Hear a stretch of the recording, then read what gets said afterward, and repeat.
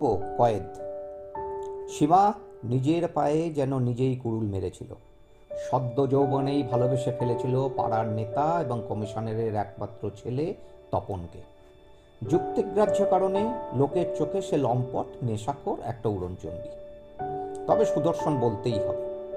সীমার তখন ইংরেজিতে MA ফাইনাল ইয়ার, পড়াশোনায় খুব নাম, পাড়ারই স্কুলের এক মাস্টারমশাইয়ের একমাত্র মেয়ে। দেখতে ডানাকাটা পরি না হলেও রূপসী তো বটেই। এক্ষেত্রে ভালোবাসা অন্ধ, তা আরেকবার প্রমাণিত হলো। যে সাইলেন্সার খোলা মোটরসাইকেল তপন চালাতো, তাতে করেই রাতের অন্ধকারে যেন সবাইকে জানান দিয়ে সীমাকে নিয়ে চলে গেল। আসলে অনেক দিন ধরে কানাঘুষো শুনে দুই বাড়িতে ভিন্ন ধরনের আপত্তি ছিল।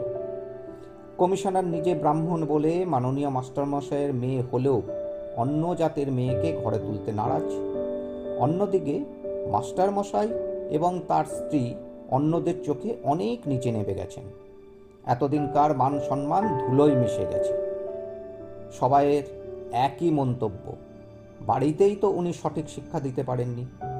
সীমাকে মন্দিরে সিঁদুর পরিয়ে স্ত্রী তো করেছে, কিন্তু খাওয়াবে কি?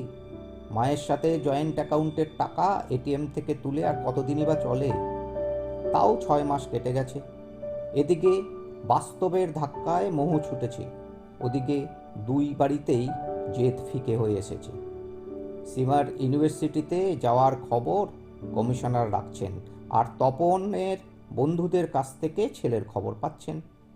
দুই বাড়ি প্রথম দিকে পরস্পরকে এড়িয়ে চললেও সমব্যথী হিসেবে একটা আপোষ করে নিয়েছেন, ফিরিয়ে এনেছেন ওদের।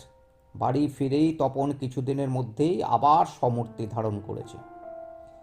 সীমা সন্তান সম্ভবা অবস্থাতে পরীক্ষা দিয়েও ভালোভাবে পাশ করেছে, কিন্তু কন্যা সন্তান প্রসব করার পর থেকেই পরোক্ষভাবে মানসিক অত্যাচার শুরু হয়েছে। তপনের দুষ্কর্মের মাত্রা বাড়তেই অতিরিক্ত দোষারোপ শুরু হয়েছে, কেন সে নিজ পুরুষকে নিজ আয়ত্তে রাখতে পারে না। সীমা দেবদূতের মতো ছেলের দিকে তাকিয়ে চাপা কষ্টের বাষ্পটাকে বুকের মধ্যেই কয়েদ করে রাখে। বাড়ি থেকে বেরোনো এবং চোখের জল ফেলা সম্পূর্ণ নিষিদ্ধ, তাই ওই বাষ্প কান্না হয়ে মুক্তির সুযোগ পায় না। ওদিকে ভেতরের কষ্টটা নিজেকে একটাই সান্ত্বনা দেয়, যেখানে মালকিন স্বয়ং কয়েদখানায় আছেন, সেখানে তার বাষ্পটা কান্না হয়ে ঝরে কোনো দিনই মুক্তি পাবে না।